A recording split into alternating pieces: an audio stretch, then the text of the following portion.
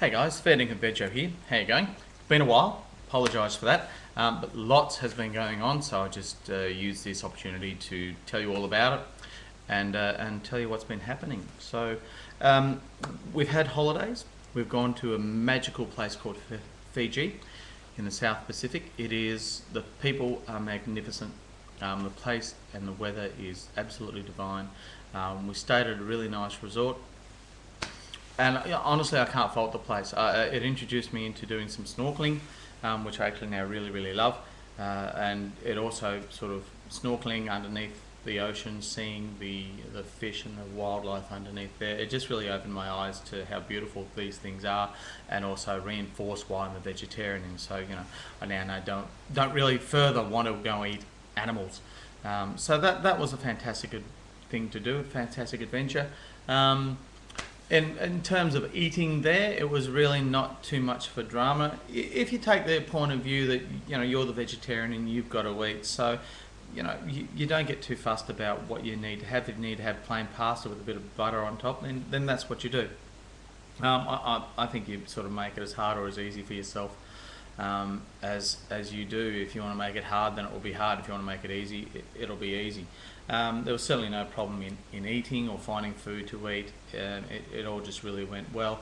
I say that because we're at a resort, so it was pretty much resort food, which is not the best food in the world, I understand, but also it was a bit easier than going off the beaten track. If you're going off the beaten track and going adventuring and exploring, I dare say there could be more challenges, but as I said, if you have to eat plain pasta with a bit of butter for a meal or two, who cares?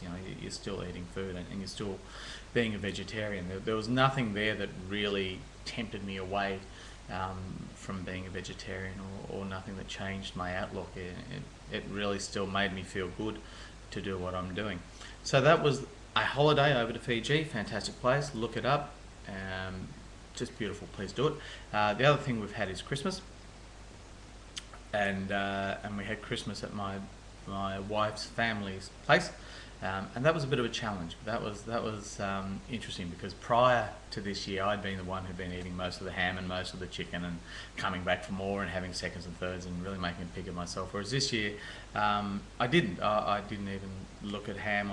Looking at the ham and looking at all the meat around it, it really sort of again reinforced why I'm a vegetarian. So I wasn't actually tempted to break being a vegetarian, and again, my sister-in-law's a vegetarian as well, so that kind of made it easy. But again, you go to places and you can cope really well.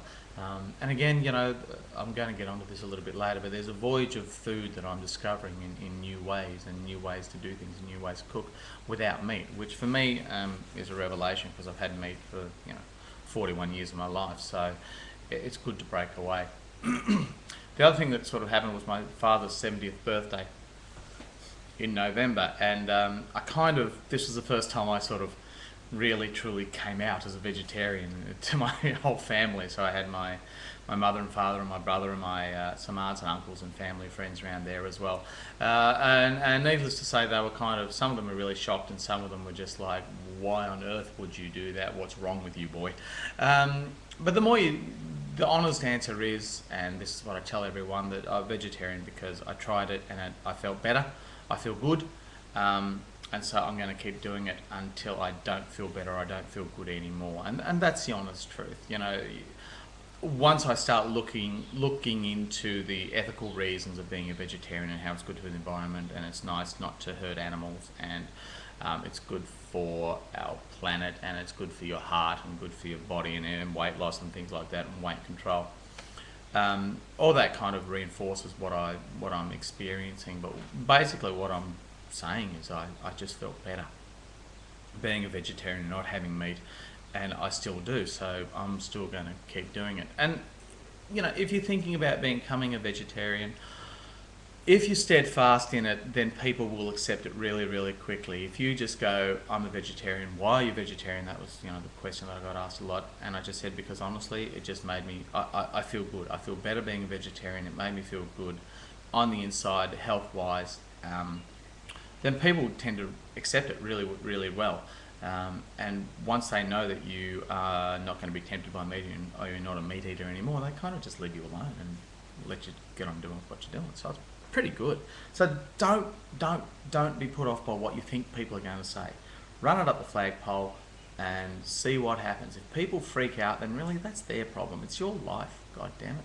Go and do what you got to do. Don't get caught up in the bullshit that people say, oh, you know, you're not going to have protein or anything like that.